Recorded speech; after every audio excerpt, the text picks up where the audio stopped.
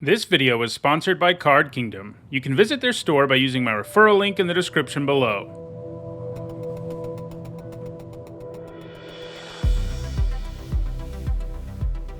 Hi everyone, I'm Nitsahone, and today is Wednesday, and that means it's time for another MTG Top 10, the series where I rank cards based on their historical performance at Magic's highest level of competition. Today, we're going to look at vehicles.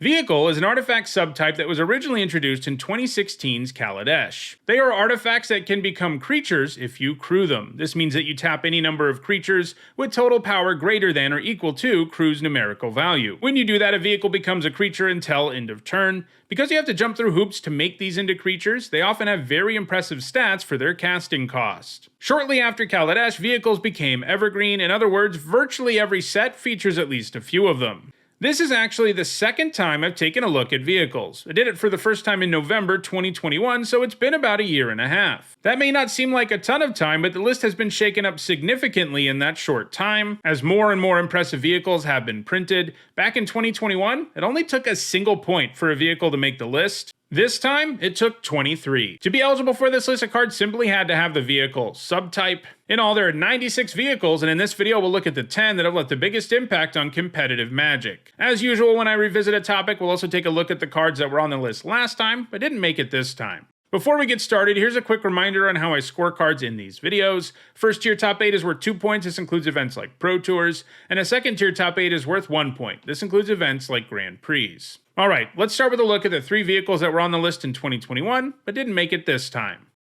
First, there's Kosima God of the Voyage, who was at number 10 last time. Kosima is a modal double-face card, which means you can choose to cast either side. One of those sides is the Omen Keel, a 2-mana 3/3 vehicle with crew 1, and when it deals combat damage to a player, you exile that many cards from the top of their library. You can play lands from among those cards, so most of the time when this hits your opponent, you end up effectively drawing a card, which is pretty great. You can also cast her as a god creature, Kosima God of the Voyage. On that side, she's a 2/4 that you can choose to exile during your upkeep, and when she's exiled, you either put a Voyage counter on her or return her to the battlefield with X plus and +1 counters and draw X cards where X is a number of Voyage counters. This modality is nice because you either get a really efficient and problematic vehicle or a creature that can grind out a ton of value.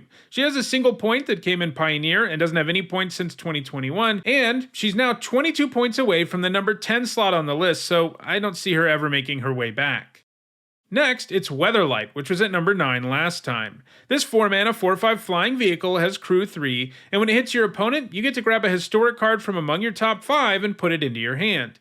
In a deck that uses Weatherlight, it's very difficult to whiff on the combat damage trigger, so you're usually going to be getting your hands on an extra card when it does damage. It only has a single top 8, but it came in Magic's most powerful format, Vintage, where it was featured in a mud deck. These are decks containing almost entirely artifacts, so the Weatherlight will be giving you some nice card advantage.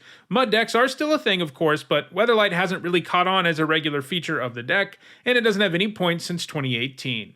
Lastly, there's Funeral Longboat, which was at number 8 last time. This is probably the least interesting card we're going to see in this video, since all it has going on is it's a 2-mana 3/3 vehicle with Vigilance and crew 1. The Longboat was featured in the sideboards of standard white weenie decks, and it was brought in against control decks at packed board sweepers. One of the nice things about vehicles is that they tend to avoid sorcery speed removal, which includes most sweepers. Thus, bringing in the Longboat means you have more of a chance of doing more damage to your opponent, even after the board gets wrathed. Something aggro decks often struggle with. It hasn't gained any points since 2021.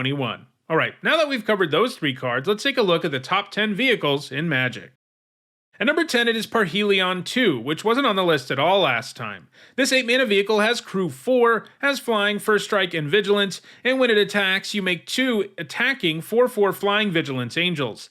That mana cost is steep, but what you get out of it is absolutely incredible. While the card was around back in 2021, it was the printing of Greasefang in 2022 that suddenly turned Parhelion II into something worth playing. When Greasefang is in play, you get to reanimate a vehicle at the beginning of combat and give it haste. The deck specializes in discarding Parhelion on turn 1 or 2, and then bringing it back on turn 3. While Parhelion does bounce to your hand at the end of your turn because of Greasefang's effect, the angels don't. Greasefang decks have been a force in Pioneer ever since 2022, and it looks like that's going to continue.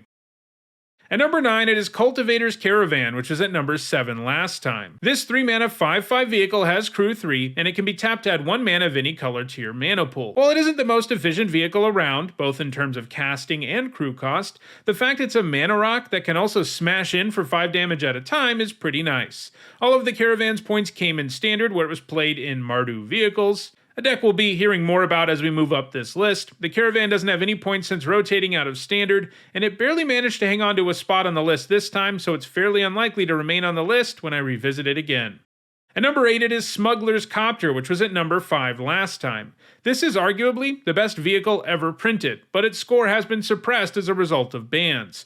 The Copter doesn't do anything super fancy, but it is effectively a 2-mana 3/3 flyer that loots every time it attacks and blocks. Crew 1 is super easy for most decks to supply, and it just leads to this doing a ton of damage in a hurry, while also increasing the quality of the cards that its controller has in their hand. What's more is, like all vehicles, it evades sorcery speed removal. It was so good in Standard that it warped the format into being entirely aggro decks, because there was no competing against the Copter. You just had to play it. This resulted in it getting banned in Standard after only a few months, and it also got banned in Pioneer in 2019. It has gained a few points since 2021 in Modern and Legacy, and it's likely to continue to see sporadic play in those formats. At number 7, it is Fleet Wheel Cruiser, which was at number 4 last time. Unlike most vehicles, this one doesn't always have to be crewed. The turn it comes down, it becomes an artifact creature until the end of that turn, making it effectively a 4-mana 5/3 with trample and haste, and if your opponent doesn't have their shields up, they'll be taking 5, and then also be forced to deal with its ability to be crewed later in the game. This can potentially result in lots of damage. Like many cards on the list, it was part of various vehicle decks in Standard, though it wasn't nearly as prolific as some of the other cards on it. However, it makes up for that a bit by being played a whole bunch in Magic's most powerful format, Vintage, where it's played in an aggressive version of Shops. Shops is a mono artifact deck that seeks to power stuff out with Mishra's Workshop. In that deck, playing a turn 1 Fleet Wheel Cruiser is very doable, and it also provides an evasive body on which you can put +1/+1 counters for Arcbound Ravager. The deck's creature lands can also crew the cruiser quite easily, and the deck runs various cost reduction effects that can allow you to just drop multiple creatures in a turn, and the haste is really nice when you have one of those turns. This variant of Shops is sometimes called Car Shops in reference to this vehicle. The cruiser is going to continue to amass points in Vintage, and it should be able to do enough in the format to continue to appear on this list in the future. At number 6, it is Isakas Chariot, which was also at number 6 last time. The Chariot is a 4-mana 4/4 that takes 4 power to crew, but it makes up for that seeming inefficiency by also giving you 2 2/2 tokens when it enters the battlefield. This means it adds to the board right away, something most vehicles just don't do, and it also means that it makes its own crew. In addition to that, every time it attacks, it gives you a copy of one of your creature tokens, which at the very least will be one of your cats. It saw a lot of play in Standard, mostly in aggro decks, but also in Yorion decks, since it was a pretty sweet thing to blink.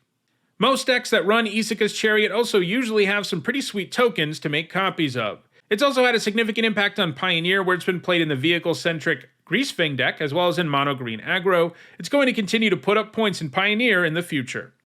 At number 5, it's Reckoner Bankbuster, which didn't even exist back in 2021. Earlier in this video, I mentioned that Smugglers Chopper is arguably the best vehicle ever. Back in 2021, I wouldn't have used the word arguably, but the printing of Reckoner Bankbuster in 2022 has made that a bit harder to claim. This 2-mana 4/4 vehicle has crew 3, and it enters the battlefield with 3 charge counters on it. You can pay 2 generic mana and remove a charge counter from it to draw a card, and when it runs out of charge counters, it makes a 1/1 pilot token that can easily crew the Bankbuster, and you get a treasure. This vehicle is a lot grindier than some of the other ones we've seen so far, which have largely been featured in more aggressive decks. Instead of being great at pressuring your opponent right away, this generates a bunch of value over the course of several turns, and in the end, it gives you something like a 5-for-1, because you get the Bankbuster itself, you draw 3 cards, and you get a 1/1 and a treasure. Sure, it takes a while and some significant mana to get all that value out of it, but that's why it tends to be featured in mid-range and control decks rather than aggro decks. Those decks have an easy time making the game last long enough to get everything they can out of the Bankbuster, and the fact it's colorless means you can just jam it into any deck and cast it really easily. The Bankbuster has quickly become ubiquitous in Standard, Pioneer, and Historic, allowing it to amass a ton of points in the short time it has existed. As with Smuggler's Chopper, this has become a serious problem as it's simply too powerful and is too easy to cast in too many decks. As with most top 10s, I'm recording this about a week in advance, but by the time this video comes out, the Bankbuster is fairly likely to have been banned in the May announcement. However, even if that's true, the Bankbuster will keep seeing play in Pioneer and Historic, and it's hard to imagine it ever falling off of this list. At number 4, it is Unlicensed Hearse, another vehicle that didn't even exist back in 2021. This 2-mana vehicle has Crew 2, and it can tap to exile 2 cards from a single graveyard. Its power and toughness are equal to the number of cards it's exiled. The Hearse has quickly become a great graveyard hate piece since, unlike most of them, it not only gives you a way to disrupt and cripple graveyard decks, it gives you a win condition that is often absolutely massive. It is more of a niche card than the other vehicles on this list for the most part, since it isn't very useful if you aren't playing against a graveyard deck, but it sees sideboard play in every single format it's legal in, and that multi-format success means it has a pretty real shot to eventually be the number 1 card on this list. At number 3, it is Ethersphere Harvester, which has dropped 1 slot since 2021. This 3-mana 3/5 vehicle has Crew 1 and comes with flying. It also gives you 2 energy, and you can spend an energy to give it lifelink. That low crew cost often makes this feel simply like a 3-mana 3/5 flyer with lifelink. That made it a pretty powerful card, especially in Standard, and it was especially good against aggro decks, who had a hard time punching through the 5 toughness and lifelink. It's also seen some success in Pioneer, but it's only gained 5 points over the last couple of years, and the Hearse and Bankbuster are likely to pass it in the very near future. At number 2, it is Heart of Kiran, which dropped 1 slot from last time. The Heart is a 2-mana 4/4 vehicle with Crew 3 flying and vigilance. Compared to a lot of the efficiency we've seen on this list, that isn't that impressive, but you can also turn it into a creature by removing a loyalty counter from a planeswalker you control. And you don't even have to forfeit using your planeswalker's abilities that turn, so you can do both. Basically, this meant you could crew it for free in the right deck, and the downside was still a pretty efficient aerial beater. Since it's colorless, like most of the other vehicles on the list, it was pretty easy to slot into decks in Standard, and it showed up in most that had a decent combined number of planeswalkers and creatures. It was at its best in decks that had various artifact synergies, like the various vehicle decks of the format, and often simply felt like a staple. For example, it appeared in 7 of the top 8 decks at Pro Tour Aether Revolt.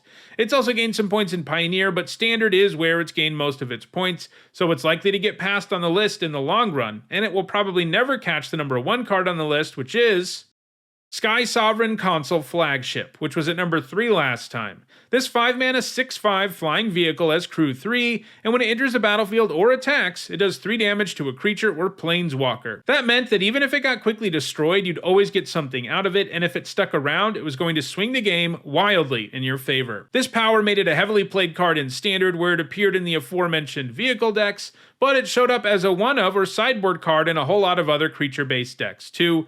It's found a ton of success in other formats as well, including in Pioneer Devotion to Green and Greasefang, Modern Eldrazi-tron, Legacy Mystic Forge, and Vintage Shops. Seeing play in all of those formats is what's allowed it to surpass Heart of Kiran and Ethersphere Harvester over the last 2 years, but it does kind of feel inevitable that Unlicensed Hearse will pass it within the next year or so. So those are the top 10 vehicles in Magic. If you're interested in crewing these, check out the description where you can find a direct Card Kingdom link for every card that appeared in the video. If you enjoyed this video, please like it and share it so that others can enjoy it too. If you want to catch up on past videos, and there's almost 600 of them at this point, you should see a playlist on your screen shortly. And if you want to make sure you catch future videos, don't forget to subscribe. Thanks for watching.